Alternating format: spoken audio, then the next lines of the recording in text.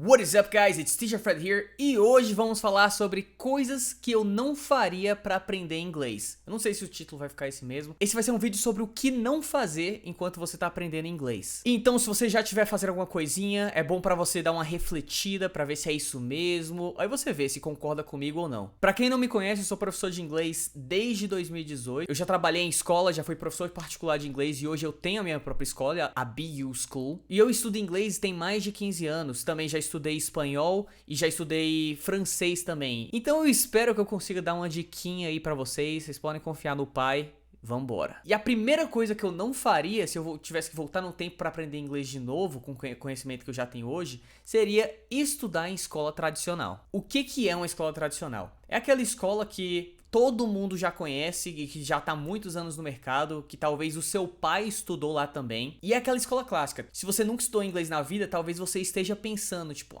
vou estudar lá naquela escola. Não vou falar nenhum nome específico, mas vocês sabem qual que é. E por que eu não estudaria lá? Primeiro, porque ela demora mais do que o necessário, né? E se você estuda numa escola dessa, você provavelmente vai estudar vários anos. Eu mesmo estudei em uma escola tradicional e eu levei 7 anos. Meus irmãos também estudaram e eles levaram ainda mais tempo. Porque de alguma maneira eles conseguiram aumentar o tempo pro aluno ficar lá pagando. E não me leve a mal, porque eu também não acredito naquele pessoal que promete fluência em 3 meses, em 6 meses. Porque não é assim que funciona também. Inclusive, se a gente der uma olhada no CEFR, que é o The Common European Framework of Reference for Languages, que é basicamente o meio que as pessoas mais usam para identificar um nível, eles falam aqui, que para chegar a um nível A1, você precisa de 90 a 100 horas. Para um nível A2, 180 a 200 horas, né? Até para chegar num C2, por exemplo, que é mais de 800 horas. Então, se você caiu nesse negócio de aprender inglês em 3 meses,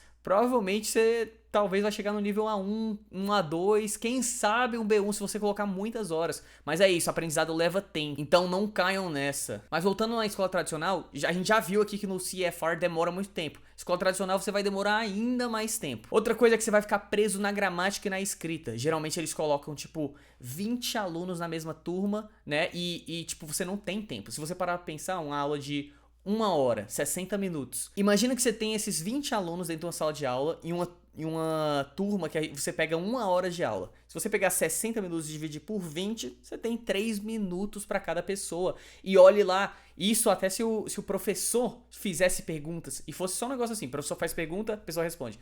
O professor faz outra pergunta, a pessoa responde. Você teria 1 minuto e meio por aula. Não tem como praticar o speaking nesse tipo de aula. E é isso que geralmente acontece. Você fica preso na gramática, só o professor falando e você, simplesmente escrevendo, anotando e lendo, né? Que é o que mais que você vai praticar. Gramática e reading. E é por isso que essa é a primeira coisa que eu não faria para aprender inglês, estudar em escolas tradicionais. Número 2, estudar sozinho. Mas como assim? O meu influencer preferido falou que é sim possível aprender sozinho. E é sim, mas se liga. Primeiro que é muito mais difícil de você se manter estável.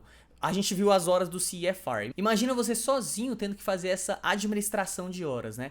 Primeiro eu vou fazer um reading aqui e também vou fazer um listening de tal coisa, vou escutar tal podcast, vou estar fazendo tal coisa, vou fazer essa coisa aqui específica de gramática que vai dar certo. Sabe quem que faz esse papel muito bem pra você? Um professor. Fora que é muito mais difícil achar esse conteúdo, né? Eu sei que você pode, vou usar ChatGPT ou então vou ver vídeo no YouTube, mas quem que você vai escutar?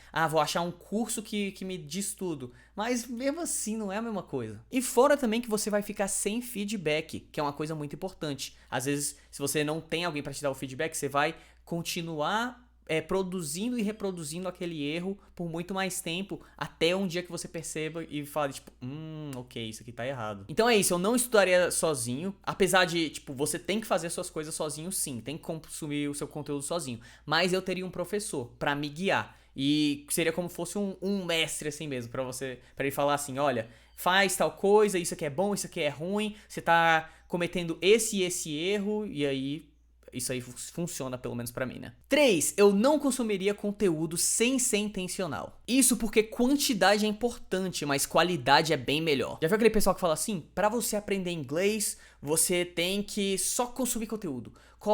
Para de fazer tudo que você faz em português e começa a fazer em inglês. Escute todas as suas músicas em inglês. Escute só notícias em inglês. Veja séries e veja séries e filmes em inglês. Enfim, essas coisas todas. Não é assim, não é simplesmente parar de fazer tudo que você faz e consumir em inglês. Quer um exemplo? Eu encontrei um aluno recentemente que ele falou assim: Teacher Fred, eu tô escutando um álbum inteiro por dia, porque assim eu sei que eu vou aprender inglês. E eu falei, pode parar, porque você não tá analisando a letra. Se você só escuta, imagina, é meio básico isso, né? Se você parar pra pensar, quem mais escutasse, mais saberia inglês, mas a gente sabe que não é desse jeito.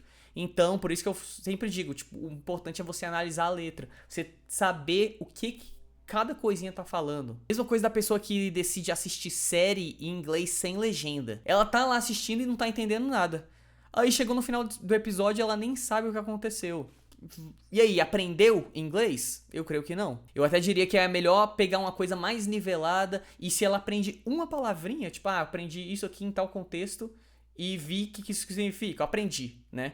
Eu acho que funciona bem melhor. E uma dica já pra vocês, eu acho que é importante sim, tipo, escutar coisas que sejam além do seu nível, mas você sempre tá voltando pra coisa do seu nível. Você equilibrar o conteúdo controlado com conteúdo não controlado. Então sejam intencionais ao consumir conteúdo. 4. Eu não colocaria mais do que eu aguento. Lá ele, né? Nesse caso, o inglês segue a mesma lógica da academia. Vamos supor que você pegue 5 horas de exercício em um dia só. Isso não vai ser a mesma coisa se você fizesse 5 horas espaçadas a cada dia, tipo 1 hora na segunda, 1 hora na terça, 1 hora na quarta, porque você precisa deixar o seu corpo descansar. Mesma coisa com a mente, no inglês você tem que deixar sua mente descansar também. No outro dia você vai ter dormido, vai ter descansado e vai estar uma outra pessoa e você vai conseguir relembrar as coisas que você viu com muito mais eficiência. Então não adianta você falar assim, vou assistir um filme inteiro completo e eu vou anotar todas as palavras que eu não conhecia desse filme, sendo que você faz isso uma vez no ano. É bem melhor você pegar 10 minutos de um vídeo e você pegar alguma palavra ou outra que se repete, também não precisa nem ser todas, só que você fazer isso constantemente. E outra coisa, lembra daquela historinha da lebre e da tartaruga? É a mesma coisa. Bem melhor ser a lebre que vai passinho de bebê ali, passinho de tartaruga, só que sem parar, do que você fazer uma coisona ali, aí você para e nunca mais faz. Caso você não conheça, a tartaruga vence. E o quinto ponto que eu não faria é nunca parar pra revisar. Revisão é muito importante. Eu gosto muito da analogia do saco furado, lá ele 2. Que é assim, eu acredito que se você não para pra revisar, é como se você estivesse enchendo um saco. Só que quando você vê que o saco tá furado. Ou seja, tudo aquilo que você tava colocando tá ficando pra trás do caminho. Isso porque existe um negócio chamado curva do esquecimento e a gente pode trabalhar isso com repetições espaçadas. Se liga nesse gráfico daqui, ó. Esse aqui é a curva do esquecimento e retenção de Ebbinghaus. Olha o que ele fala. Isso aqui é uma questão de retenção de conhecimento. Vamos supor que você foi pra sua aula de inglês e você tá aqui. Beleza, você aprendeu, tal. Se você terminou sua aula, daqui a 10 minutos você dá uma lidinha, você tem a retenção de conhecimento de 100%. Beleza? Entendi tudo, aprendi. Só que aí os dias vão passando, né? 24 horas, uma semana, um mês. E olha o que vai acontecendo aqui, ó. Eu acho que esse azul aqui é se você não revisar nunca. É isso que acontece.